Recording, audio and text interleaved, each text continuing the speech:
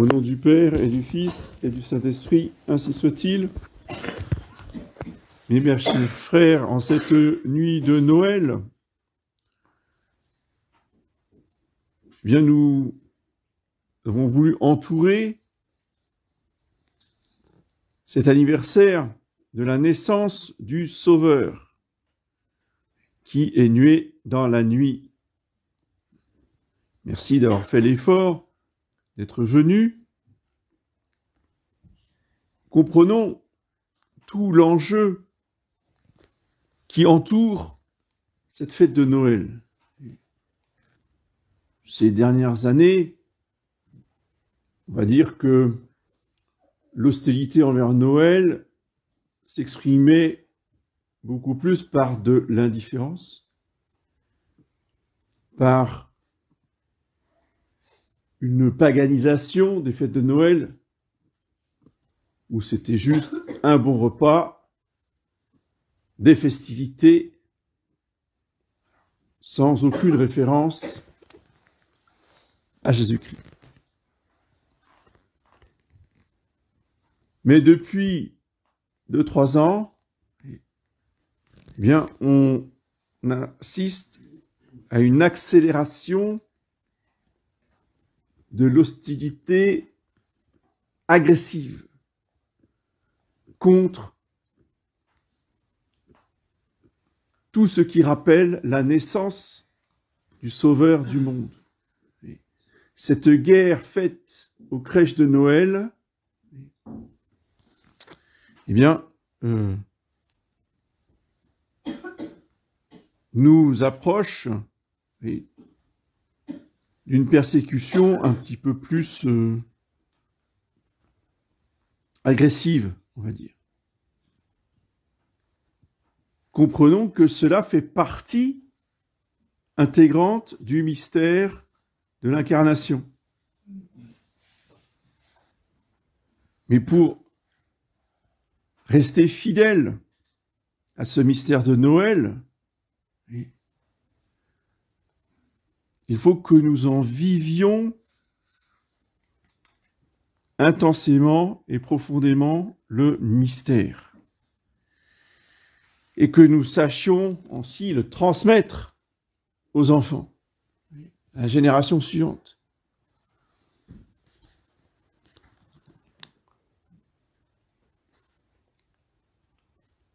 Trop de parents catholiques, dans les décennies précédentes, oui, emmenaient la famille à la messe. La messe de minuit a toujours eu un certain succès, mais on se contentait d'évoquer ou d'écouter la pastorale des Santons de Provence. Je n'ai rien contre les contes de Noël, pas plus celui-là que d'autres.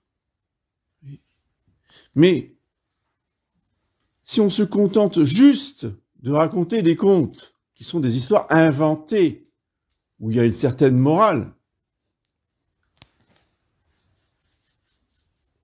on passe complètement à côté du mystère de Noël. On reste à la surface des choses, au côté folklorique, au côté traditionnel. Alors c'est mieux que rien du tout, hein. Mais quand on en est juste à se rappeler la nuit de Noël avec des histoires humaines, j'ai rien contre le facteur qui vient à la crèche, mais ça ne donne rien au niveau de l'enseignement de la foi. Et quand on en est arrivé là, une génération après, il n'y a plus aucune référence, aucune pratique, on ne va plus à la messe. Il nous faut donc nous replonger dans le mystère de Noël selon la lumière de la foi. Et cette lumière qui éclaire le ciel de Bethléem, c'est la lumière de la foi, c'est la lumière de la vérité.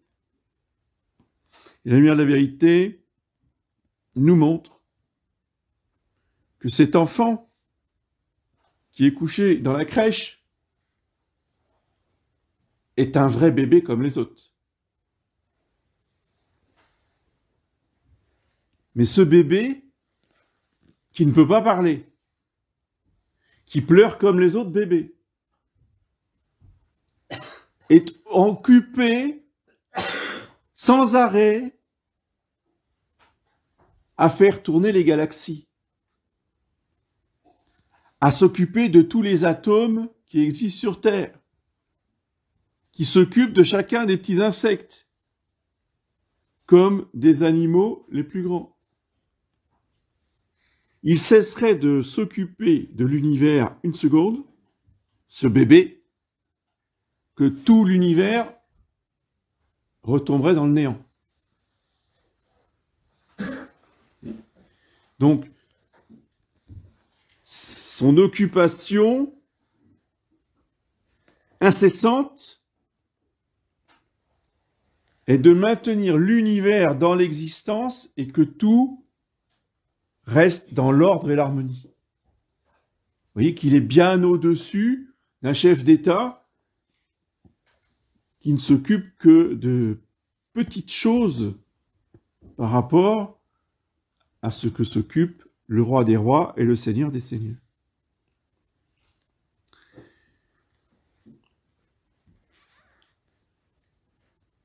Et cet enfant, il est donc à la fois Dieu et à la fois homme. Vrai Dieu et vrai homme.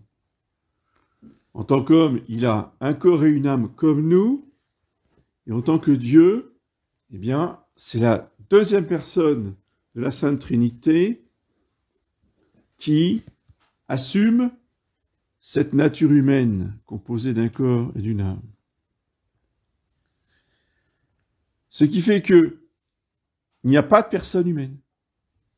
Jésus-Christ n'a pas de personne humaine. La seule personne qui existe en Jésus-Christ, c'est la personne divine. Alors qu'est-ce que ça veut dire, la personne divine? Qu'est-ce que c'est qu'une personne? Une personne, c'est un être humain ou c'est une collectivité. Un être humain, c'est une personne humaine. Une collectivité, ça s'appelle une personne morale.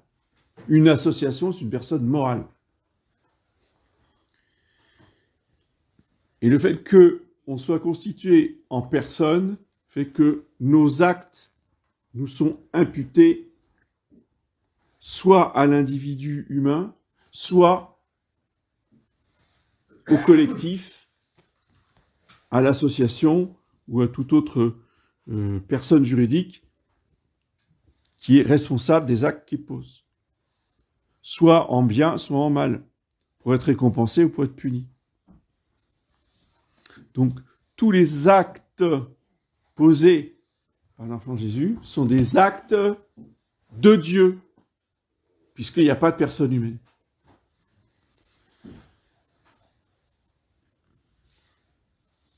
Et c'est en contemplant ce mystère de l'union hypostatique, puisque c'est comme ça que l'Église l'a appelé, l'union hypostatique est l'union de la nature humaine avec la nature divine,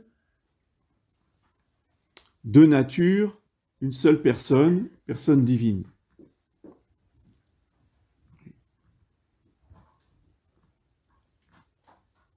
Ce qui fait que nous adorons véritablement l'enfant Jésus dans la crèche. Cette adoration,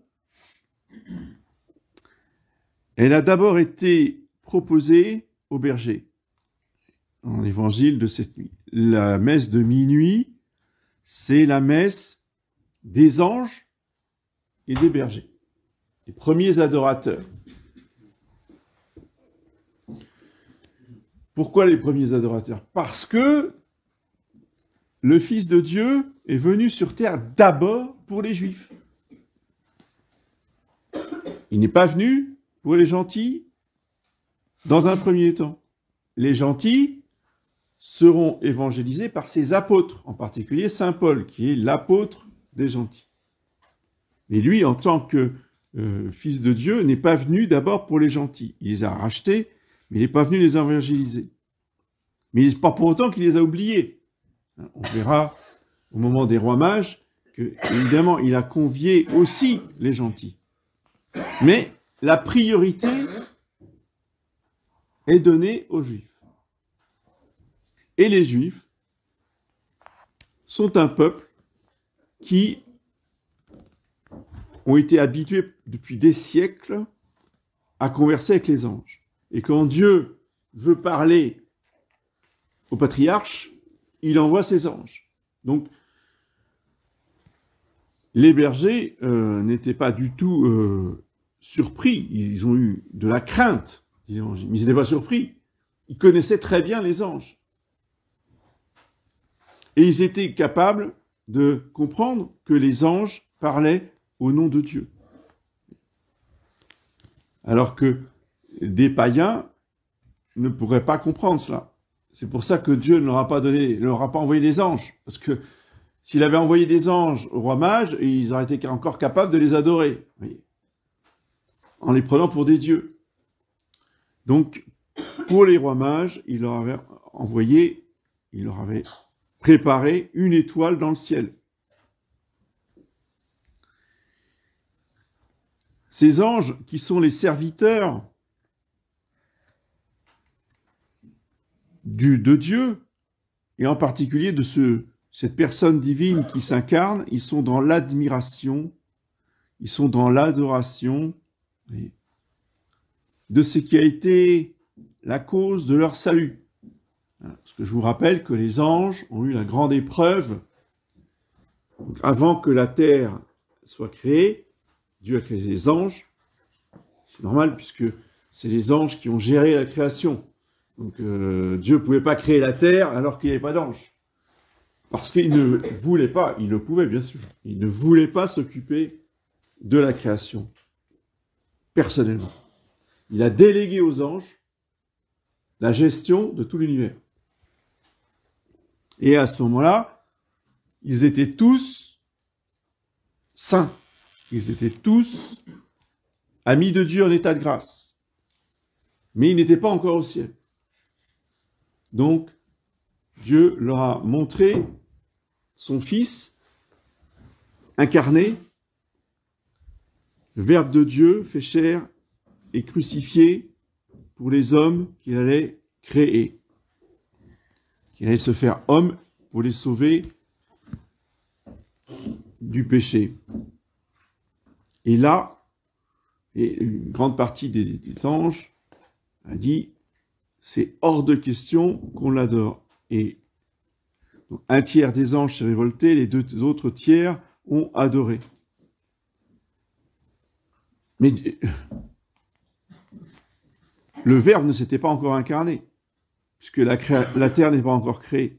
Et là, aujourd'hui, pour la fête de Noël, ils voient enfin le mystère réalisé sous leurs yeux. D'où leur chant, le Gloria in Excelsis, que nous avons chanté tout à l'heure, qui est le chant des anges, qui est le chant des armées célestes, qui adore le Verbe qui s'est incarné dans un petit enfant.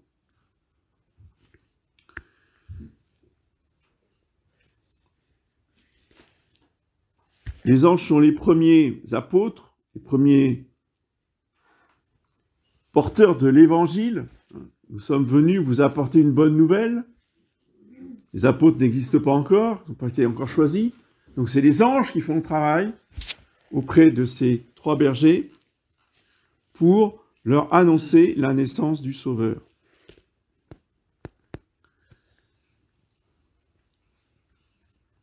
Ces bergers sont au nombre de 3.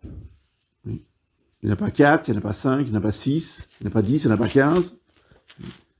C'est très important de mettre 3 bergers dans la crèche, puisque ces bergers sont devenus des saints, dont les reliques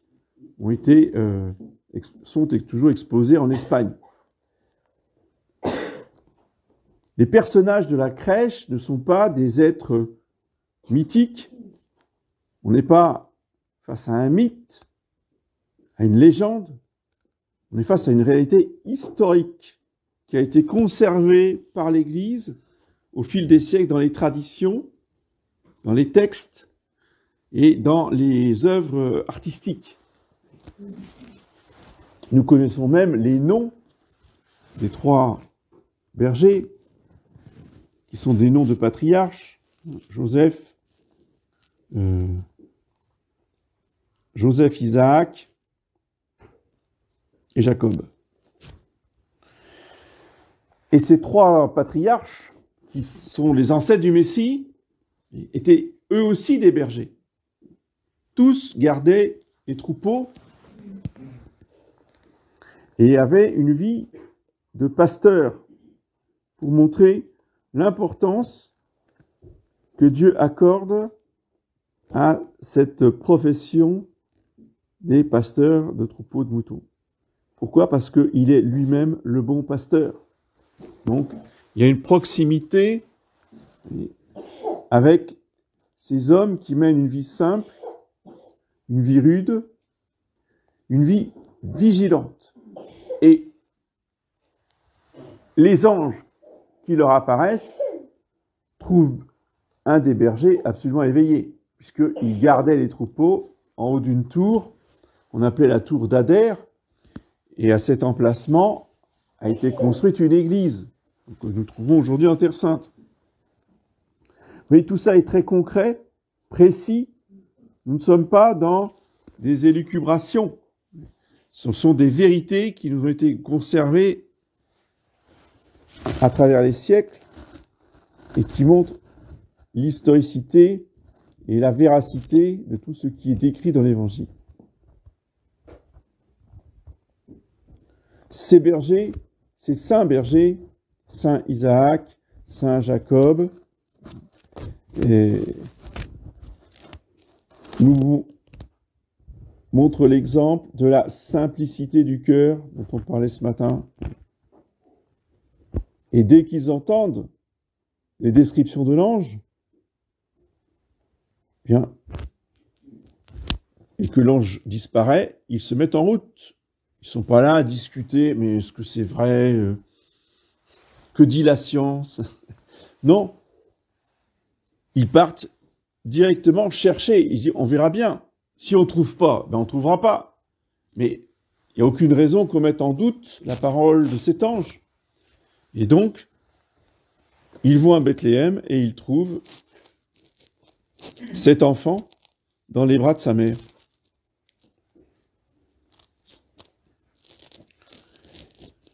Demandons donc aux bergers, en cette fête de Noël, de prier pour nous. Ces 3 saints, qu'ils intercèdent pour nous au ciel, afin que nous ayons cet esprit d'enfance, cette simplicité, cette droiture, qui va directement au but. Qui ne cherche pas sans arrêt à discuter pendant des heures sur des questions de foi. À partir du moment où Dieu parle, on exécute, on adhère, on ne discute pas, et la vie devient beaucoup plus simple et beaucoup plus paisible. Il est terrible de se torturer l'esprit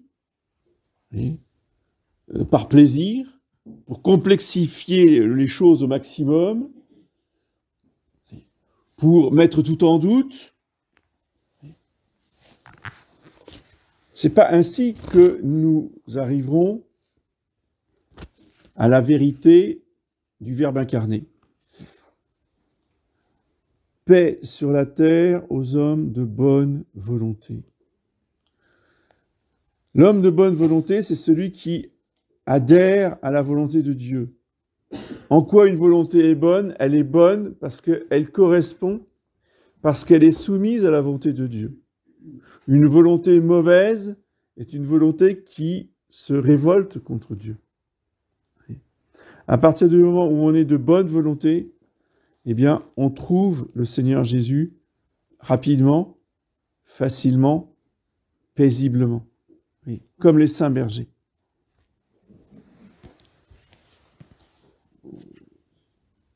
Les autres, ils sont à 3 minutes, à 5 minutes, à 10 minutes, à pied du Verbe incarné.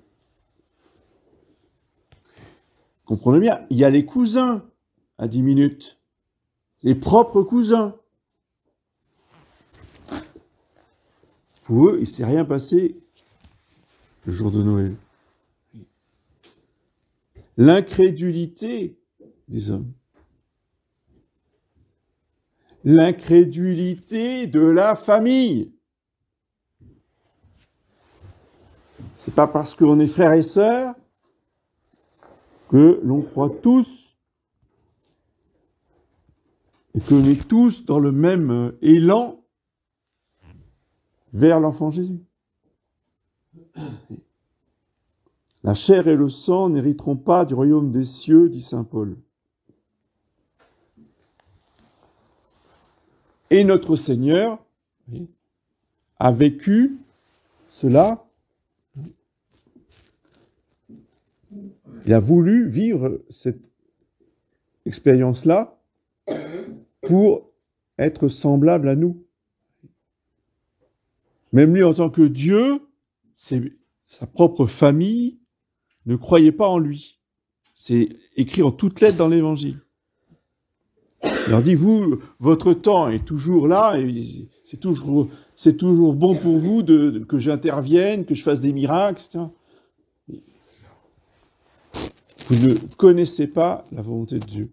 Vous ne connaissez pas la volonté de mon Père. Donc, en cette fête de Noël, il nous faut demander à cet enfant Jésus la grâce de le suivre, même si on est tout seul, même si on n'est pas suivi, même si notre propre famille nous rejette.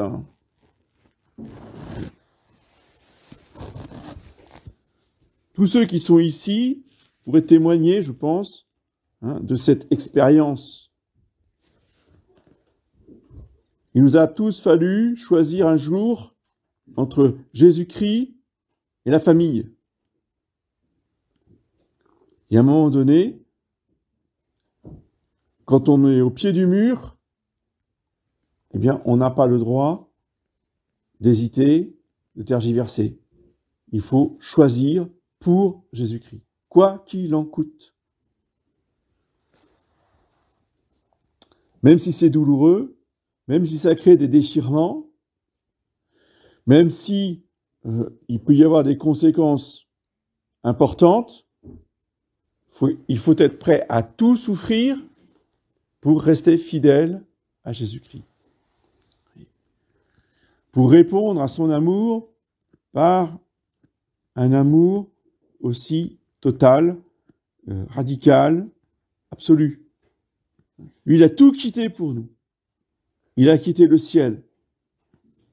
Il a quitté les anges.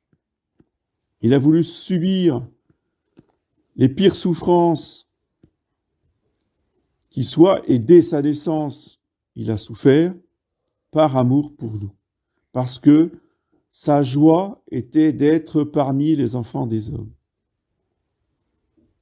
Grand mystère de Noël, grand mystère de cet amour de Dieu qui nous aime au point de vouloir vivre parmi nous.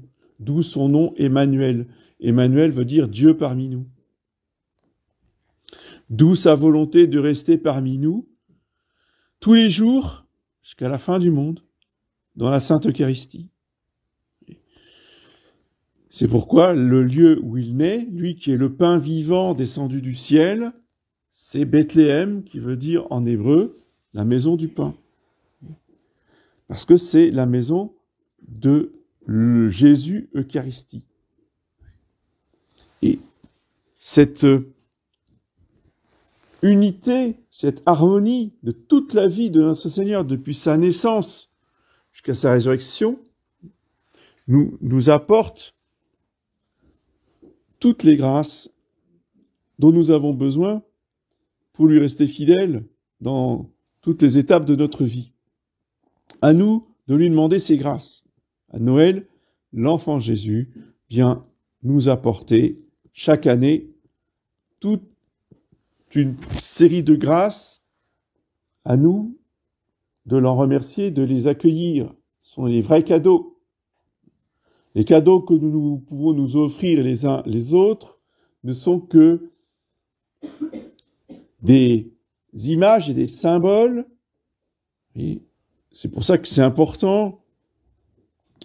Il ne faut pas mépriser ces rites humains, mais ils ne sont que des symboles, des cadeaux que l'enfant Jésus nous apporte et qui sont des grâces spirituelles et surnaturelles.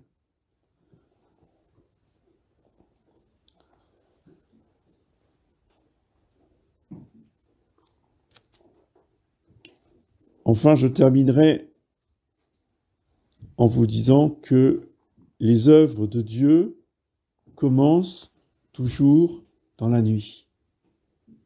Oui.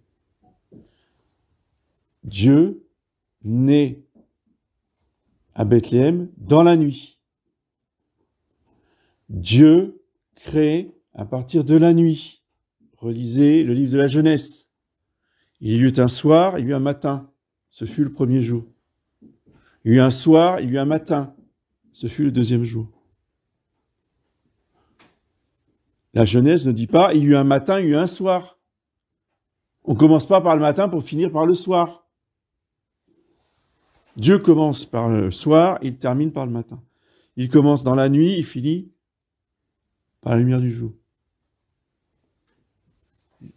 Il est mis au tombeau, il ressuscite dans la nuit, et il arrive à la lumière du jour au dimanche de Pâques. C'est toujours comme ça. Donc dans l'histoire de l'Église, c'est pareil. Je vous rappelle que l'Église, c'est le Jésus-Christ répandu et communiqué. C'est Saint Jeanne d'Arc. Donc dans l'histoire de l'Église, Dieu commence toujours ses œuvres dans la persécution. Dans la nuit de la persécution, dans la nuit du mal. Et il achève ses œuvres dans la lumière, dans le triomphe, dans les bonnes œuvres pratiquées devant tous. Vous voyez ? On commence dans les catacombes et on finit dans les rues de Rome avec les processions du temps de l'empereur Constantin.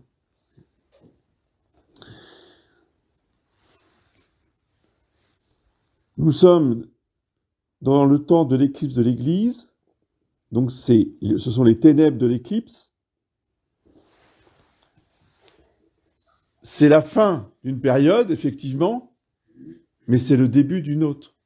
Et Dieu commence toujours son œuvre de reconstruction dans les ténèbres pour la mener à bien dans la lumière. Et c'est pour ça que quand on est dans les ténèbres, à l'ombre de la mort, pour reprendre l'expression de l'Ancien Testament, il nous faut toujours espérer et nourrir notre espérance de la lumière qui vient. Dieu ne veut pas que nous vivions dans le désespoir, le découragement, mais il veut que, à travers la nuit et l'épreuve, nous gardions la flamme de l'espérance, cette lumière qui brille dans la nuit. Vous êtes tous des lumières qui devaient briller dans la nuit. Ce sont des petites lumières, mais dans la nuit, une petite lumière se voit de très très loin.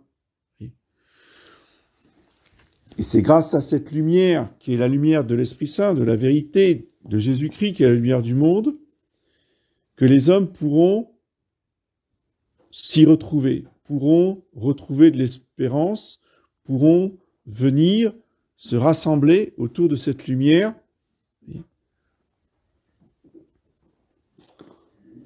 D'eux-mêmes. Et cette semaine, j'ai eu un témoignage très intéressant de quelqu'un qui, si vous voulez, travaille dans le milieu universitaire et me disait que elle était très surprise de rencontrer des personnages importants, soit au niveau des institutions, soit au niveau de l'enseignement, qui venaient vers elle pour poser des questions, faire des recherches, etc. Elle est très très surprise parce que ça s'était jamais passé jusqu'à maintenant, alors que tout le monde sait ce qu'elle pense. Vous voyez ? Donc on voit bien que plus les ténèbres s'épaississent, plus les âmes cherchent cette lumière partout où ils peuvent la trouver. Alors évidemment, le chemin est long. On n'y arrive pas tout de suite à la vérité entière, mais au moins il se dirige dans la bonne direction. Cela doit nous redonner du courage pour persévérer, parce que plus le temps avance, plus notre Seigneur, qui est la lumière du monde, fait son travail d'illumination et de reconstruction des âmes à travers la nuit et le chaos. Prions beaucoup la Sainte Vierge, parce que c'est elle qui doit diriger toutes ces âmes, et c'est elle qui nous exhorte dans le secret de la Salette à sortir, voyez, pour diffuser la lumière, ne pas rester caché, mais au contraire montrer la lumière aux hommes pour qu'ils puissent se sauver. Au nom du Père et du Fils et de l'Esprit Saint.